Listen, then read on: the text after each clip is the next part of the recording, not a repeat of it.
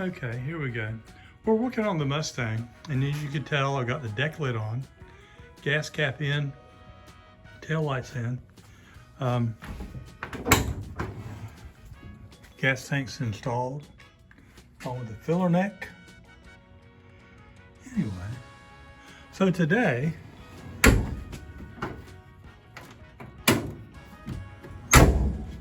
I'm gonna put the lower valence on and the bumper. So I have these parts here. I also have the attaching parts that I need. Here's for the lower valence, and I got the bolts over in the other shop table for the bumper brackets. So we're gonna go ahead and do this, and I'm gonna go ahead and just put this on a tripod and we'll let you watch.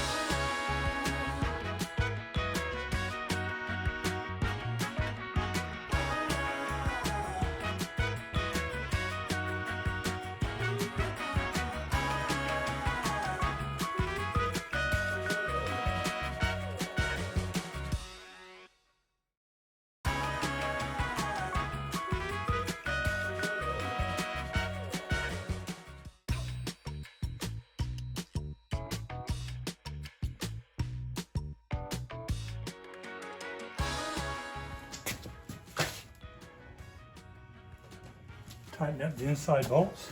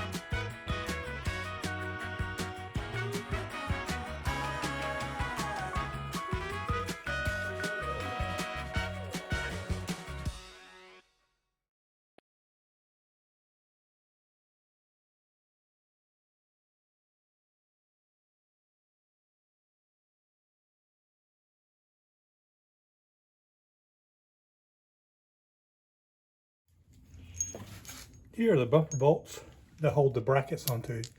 Got a large cupped washer, and the bolt goes through it. Gives a little springiness to it, and helps keeps it tight.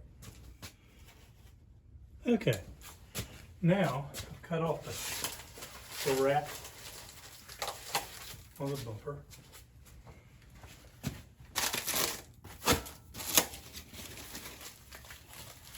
Flip it over.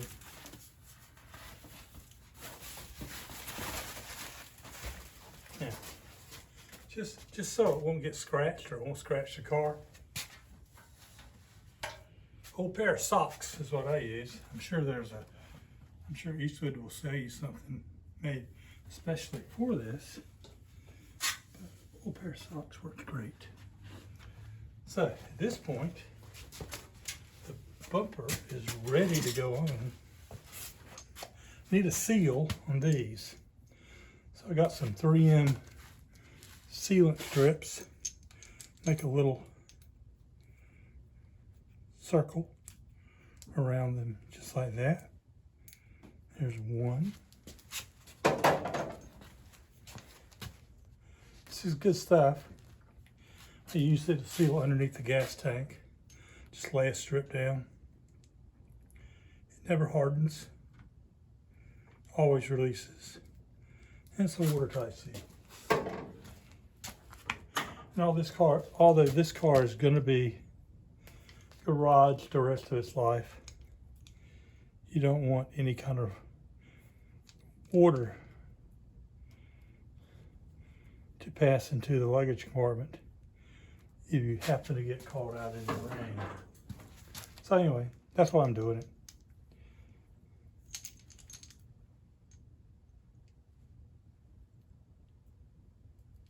So they're done. Now one last thing I want to check.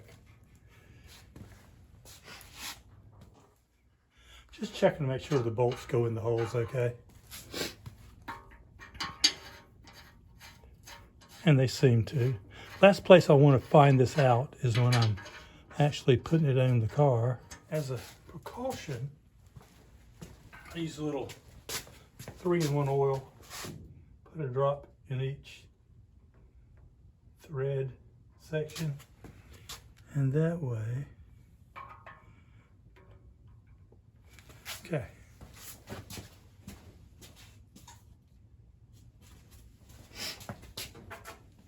Put the washer back on.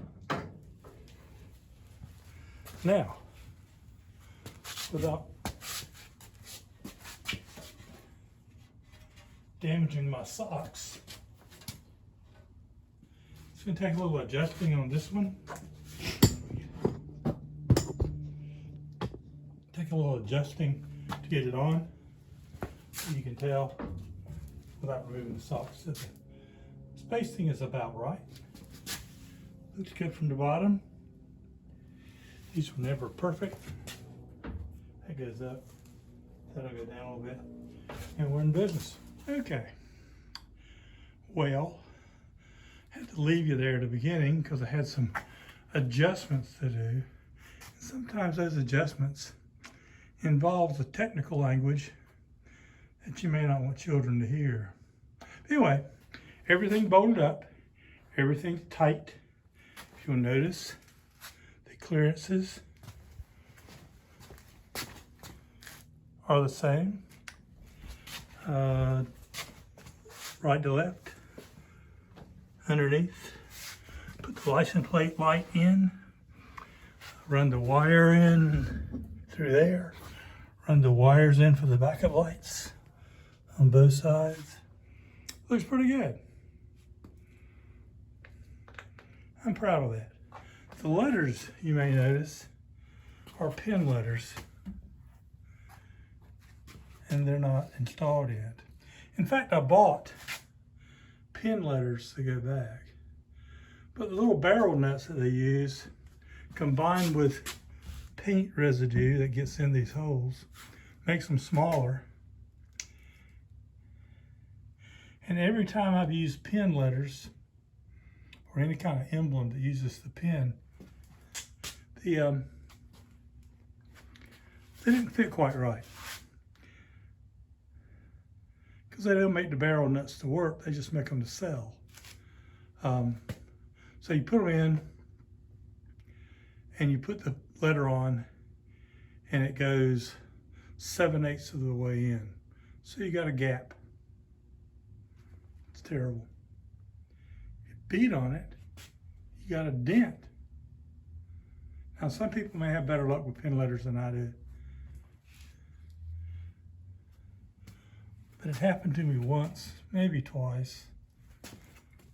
And I just decided to leave the holes. No, not really. Actually, you can buy Mustang, which is what goes back here, M-U-S-T-A-N-G. You can buy them in self-stick. I'm thinking, well, gee, why don't I do that? So that's what I'm gonna do. But before I put them in, when I finish the car, there'll probably be some minor buffing that I do to it. And with these letters being gone, the buffing will be a lot easier on this panel. Anyway, trunk lines up, latch works, which I really was worrying about because I replaced this panel. I can see little variations in it, but hey, I'm not gonna tell. Of course, if you got a keen eye, you'll see them too. But anyway, that's done. Now I will move on to the rest of the car. The next thing I'll be doing is, and I'll walk up here and show you.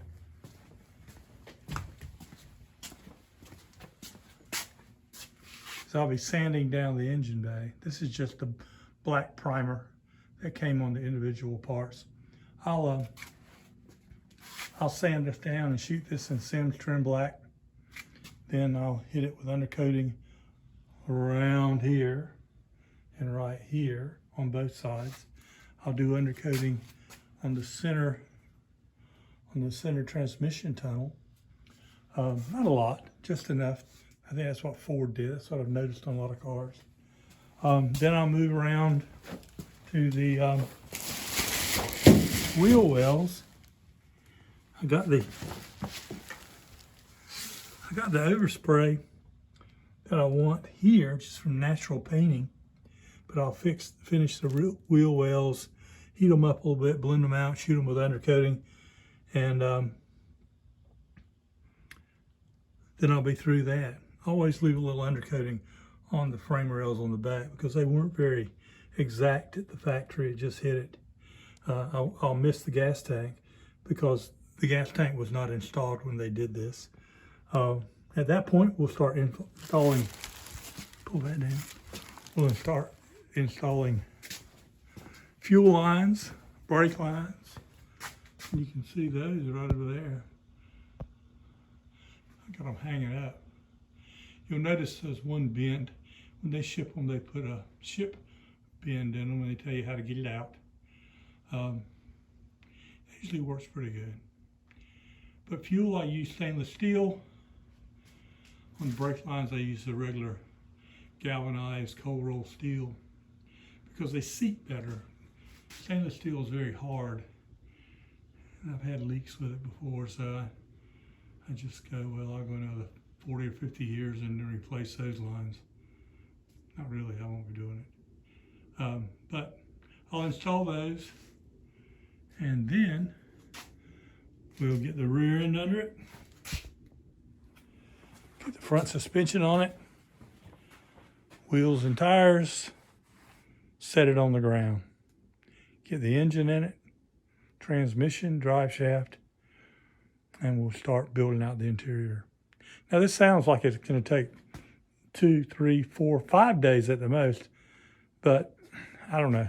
I usually do one job at a time, like this back here. I did this, put the gas tank in, put the tail lights in. There's always little adaptation crises that comes along that you've got to modify something, because a lot of this stuff is reproduction stuff. And the reproduction companies, they build it pretty close, but not exact. When Ford built it, they built it to go together and work. That's why it's always better to have NOS parts or original parts if you have the choice. But you get it together and get where it looks good, get it aligned, do some playing with bolt holes and sliding things around, and it'll go back together pretty well. At least it'll be better than it was in the factory, because whereas they had the great parts at the factory, they were building so many of them and they were doing it so quick, and the people sometimes just didn't care that the assembly was not stellar. So that's where we stand right now. I'll try to get you some more videos. I start sanding and painting. Of course, I'll back the truck out so I can do it inside here. Anyway, I appreciate you watching. And if you have any comments or questions, or if you see something I've missed, let me know. I need to hear about it now rather than later. Thanks again. Bye. One last shot before I leave you today. I'm sitting here admiring my work. Then I remember there's something I forgot. It's called a license plate shield. It goes between the license plate, goes over the license plate, above the light, onto the part behind the bumper. Can't install it now because the bumper's there. So what I'll do is I'll take the bumper down, install it, put it back, and then we'll be done. Anyway, just to show you how much fun this can be. Thanks for watching. I certainly appreciate it. Bye.